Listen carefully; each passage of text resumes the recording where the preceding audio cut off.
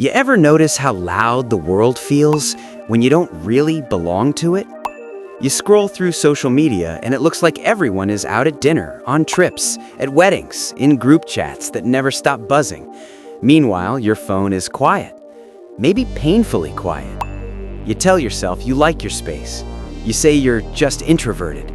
But sometimes, late at night, you wonder, is something wrong with me? At work, you're friendly, polite, capable, but when the happy hour invite goes out, you hesitate. When coworkers cluster in the hallway laughing, you don't quite step in. Not because you hate them, not because you're socially awkward, it's just you don't feel the pull. Or maybe you've tried. Maybe you've had friends, but the friendships faded. You outgrew them, or they outgrew you. And now you look around and realize your circle is small, very small, maybe non-existent. And here's the thought you don't say out loud. Am I defective? Stay with me. Because if you have few or no friends, there's a very real possibility that you don't have a social deficiency. You might have rare psychological traits. And if you don't understand them, you'll keep mislabeling yourself. Before we go further, if you're someone who thinks deeply, who questions yourself, who wants to understand the hidden wiring behind behavior instead of just slapping on labels, subscribe. Not because I need a number on a screen, but because this channel is for people who want the psychological truth beneath the surface. Most people never learn this stuff. If you do, it changes how you see yourself and everyone else. Now, let's talk about what's really going on. Human beings are wired for belonging. That's not motivational fluff, that's biology. Thousands of years ago, being excluded from the tribe meant death. Your nervous system still carries that memory.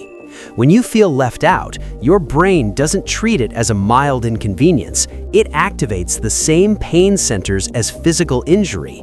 So if you have few friends and you're not in constant distress about it, that's already unusual. Most people will tolerate shallow relationships, gossip, drama, or emotional chaos just to avoid being alone. Their brain prioritizes proximity over depth, belonging over alignment. But you might be wired differently. The first rare trait, you have a low tolerance for inauthenticity. You can feel it almost immediately. Forced laughter, performative vulnerability, conversations that skim the surface for hours but never actually land anywhere real. Small talk about weather, traffic, or the latest streaming show that somehow drains you more than a full day of work. It's not that you can't do it, you can. You've learned how. But it feels like acting. And your brain hates acting. Some people get a dopamine hit from social approval, likes, laughter, nods. Your dopamine system might be more responsive to depth, meaning, and intellectual or emotional resonance. So when interactions don't offer that, your brain doesn't reward you for staying, which means you leave early, or you never go in the first place. You'd rather have one conversation at 2 a.m. about fears, childhood patterns, or the nature of ambition than 10 surface-level brunches. And that instantly narrows your circle. But here's the catch. You sometimes confuse your depth with being too much. You've probably thought, maybe I should just be lighter, easier, less intense. But intensity isn't the problem. Misalignment is. Second rare trait, you are highly self-sufficient emotionally. This one is tricky because self-sufficiency can be strength and armor. You've learned how to process things alone. When something hurts, you don't immediately reach for your phone. You sit with it, analyze it, journal it, walk it off, think it through. That independence reduces your urgency to seek support. And without urgency, friendships don't naturally cement. Most friendships form through repeated emotional exchange. I need you, you need me. Shared vulnerability builds glue. But if you rarely signal need, people assume you're fine. And over time, they stop checking. It doesn't mean you don't feel lonely sometimes. It means you've trained your nervous system to regulate internally. Ask yourself this, when you struggle, do you instinctively isolate? Not because you distrust people, but because solitude feels safer than being misunderstood. That's not social failure, that's adaptive wiring. Somewhere in your life, you probably learned that relying on others wasn't consistently safe or effective, so your brain optimized for independence, and independence reduces social volume. Third rare trait, you outgrow environments quickly. You evolve fast. You change your habits, your perspectives, your goals.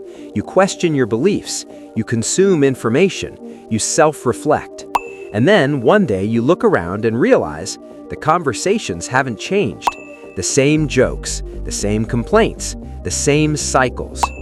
Growth creates distance, and most people bond over familiarity, not evolution. If you're constantly recalibrating who you are, your old social circles may not update with you, and instead of forcing yourself to shrink back into an outdated version of yourself, you quietly detach. That detachment can look like social withdrawal, but sometimes it's just psychological acceleration. Here's something uncomfortable. If you grow in ways that challenge other people's comfort zones, they may unconsciously resist your evolution, not because they hate you, but because your growth highlights their stagnation. So you feel subtly alien, and instead of fighting for belonging, you step back. Which brings us to the fourth rare trait. You have high relational standards. You don't just want company, you want alignment, shared values, mutual respect, emotional maturity, intellectual stimulation, accountability, loyalty. That's a tall order, and your brain would rather have zero than tolerate misalignment. This isn't arrogance, it's discernment. But discernment shrinks circles. A lot of people maintain large friend groups because they compartmentalize. One friend for partying, one for venting, one for work gossip, one for nostalgia. You might not operate that way. You want coherence, and coherence is rare. But here's the tension. You still have a belonging instinct. You're human. So there are moments where you question your standards. Am I too picky? Maybe. But lowering your standards to eliminate loneliness creates a different kind of loneliness, the kind where you're surrounded and still unseen. And that hurts more. Now here's the fifth trait, and this one might surprise you. You are comfortable confronting uncomfortable truths. Most people bond over shared illusions. They reinforce each other's narratives. You're right, they're wrong, it's not your fault.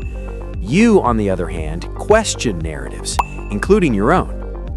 That makes casual bonding harder, because when someone vents, you might instinctively analyze instead of just validate. When a group complains, you might see nuance. When everyone piles onto an opinion, you might pause. Depth thinkers are slower to emotionally merge, and merging is how many friendships are formed.